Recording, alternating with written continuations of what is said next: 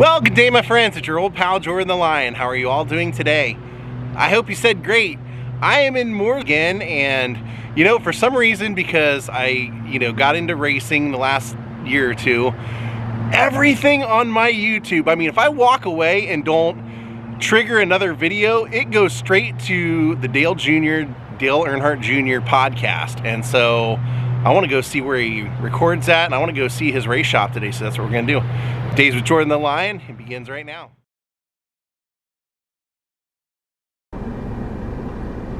Here we are, JR Motorsports.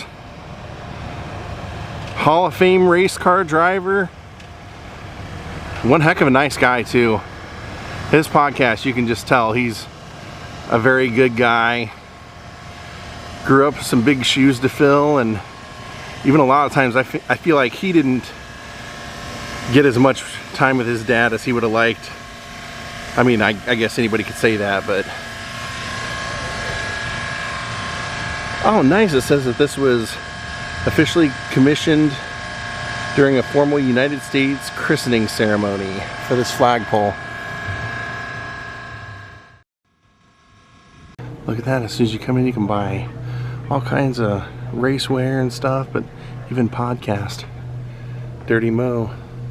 You can also buy parts of cars if you like to get them signed from JR Motorsports racers.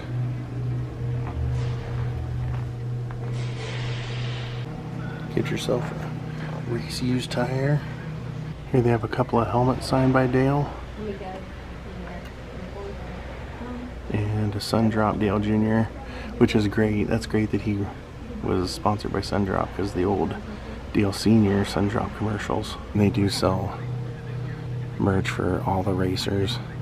Sammy Smith, Bubba Pollard, Carson, Sammy Smith, more Justin Alger. Yep. So I can't show the actual floor of where they're working on stuff because they just had a race and they're tearing down cars. But they did tell me this is the Dirty Mo Studios, and if I go to the other door, they're gonna let me see it. I'm not allowed to take any photos of the shop floor, but I can the studio. Look at that. Man, how many conversations have I seen in here?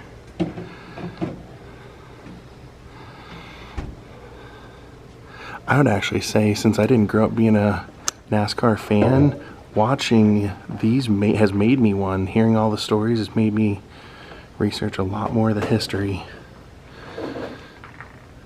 Wow. That is really cool. He's had pretty much every member of the Earnhardt family in here. Some really great conversations with Martha, Kathy. Wow. This is so cool.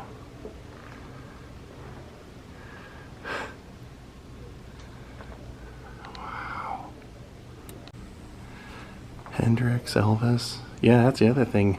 He's a big Elvis fan because he was saying that when he'd go over to Mamaw's house, over to Martha's house, she always had Elvis figurines all over the place. Look at this. This is a great couple of pictures. It's Dale with the number 8 car. Junior. It's a basketball shoe. It looks like it's signed by Shaq.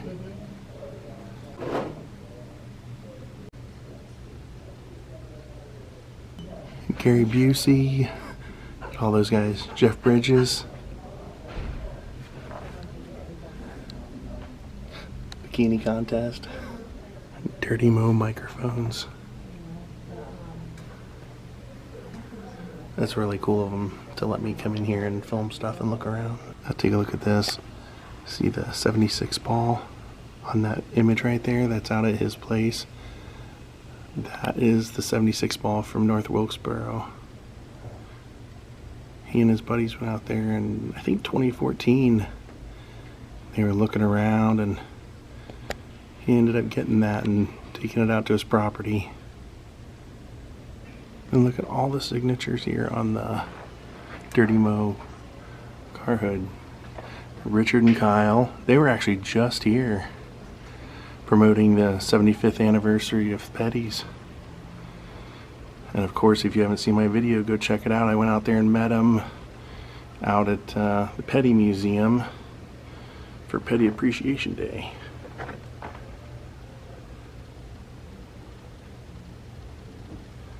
There's old Elvis. Take a look at this statue. It's 2017 most popular driver, Dale Earnhardt Jr. This was a pretty great stop. I wasn't sure if this was a museum or how much of a museum it was. Basically what it is the entire, you know, viewing area, they're disassembling cars from this past week's race, and so they don't allow you to photograph or film that kind of stuff. But as I was looking around, I noticed one of his cars was in there, so then as I came back out, I saw those doors for the studio, and I said, is there any chance I can go see those or see inside the studio? And they said, well, I know that they're getting ready to film something, which means Dale Jr. is here. And she said, but if they're not filming anything yet, I'm sure they'll let you go in there and look around. So that's how we got to look around, and I was talking to someone inside and, you know, just kind of telling her what I do and everything, and telling her how excited I was to see this, and how that studio's kind of helped make me a big fan of NASCAR, as well as seeing the documentaries about Dale and Richard Petty and one called In the Blink of an Eye. And so I was asking, I said, is there any other places to check out? And she mentioned back in Concord, where I've already been, that Michael Waltrip has like a tap room there. And I said, oh man, is he ever there? I would love to meet him, because I said, from a blink of an eye, I mean, he just seems like such a cool guy, and his history with the Earnhardt family and everything. And she smiled, and she said, that's my dad. And I was like, oh wow. So I'm probably gonna go over there and check that out, and hopefully maybe we'll get to meet Michael Waltrip while we're over there. That would be great. But yeah, I know Dale Jr. is here, and they're getting ready to film something, so I don't want to be a nuisance, and other fans other than me are coming in here and buying stuff and looking around and everything. But what a cool little experience to see all these. As I've been here, I've seen all the race cars from this weekend being brought in on trucks or disassembled and things like that. And I said, do they not keep them? Because I've seen so many cars in museums, and they said if they need the parts, they'll take them apart if it wasn't like a you know, momentous race or something historical or whatever. And if they didn't win, then they will just take the parts they need and then like basically trash the rest of it. So, but if it's a meaningful car, they do keep it. And of course, if you know anything about Dale Jr., he's famous for having this big property with like 100 or more salvage race cars. Like, he just, anytime they're gonna trash a car, he wanted it. And so I heard a story about one time he was looking for a particular car that he knew he had, and it took him over a year to find it because of the junkyard he has in the back just being so flooded with old cars. All right, we're gonna get on out of here, and that would be really cool if we could somehow run into Michael Waltrip, because Michael and Dale Jr. were both on DEI, on Dale Earnhardt's racing team when Dale was alive. So that's that famous 2001 Daytona race. Michael was in the Napa car and won it, with Dale Jr. following in second, thanks to Dale Earnhardt. What a mural on my way to Concord. I love it. And this one, I forgot to ask, but I'm hoping this tap room has some memorabilia on display. It's kind of the main reason I'm going to look. This is called Dead Man's Curve. Oh, they even have a sign for it there.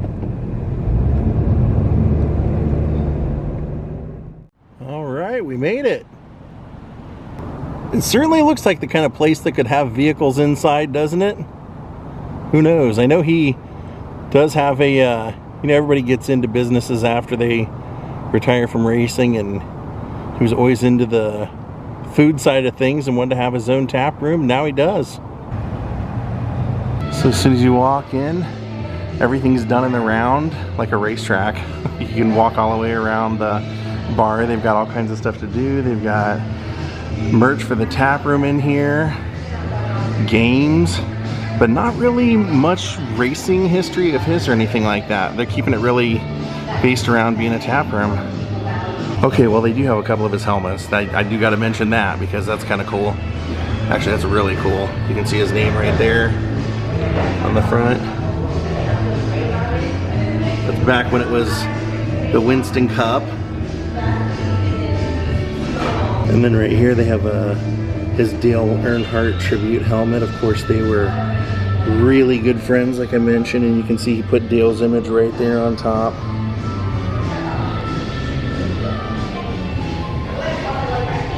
He won the Daytona 500 that Dale passed away in, of course.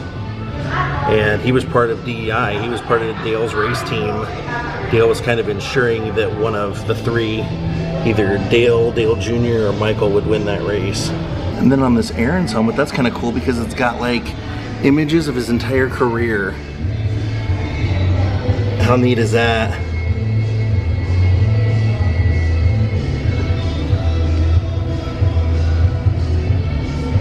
And then another Goodwrench helmet. His name on the front. I was told he's here pretty frequently, so I'm getting here right when they're opening, but yeah, come hang out, come visit. Oh man, take a look at this. If you are in town, they're having viewing parties here, and it says Friday, April 26th, April 28th. And looks like you're gonna have meet and greets here with Michael Waltrip, Tony Schumacher, Ron Capps, and Ida Zetterstrom. Nice. Well done, Michael Waltrip. Well, my friends, I think we are gonna call it a day for today. Thank you for watching. Have a great night, and see you on the road.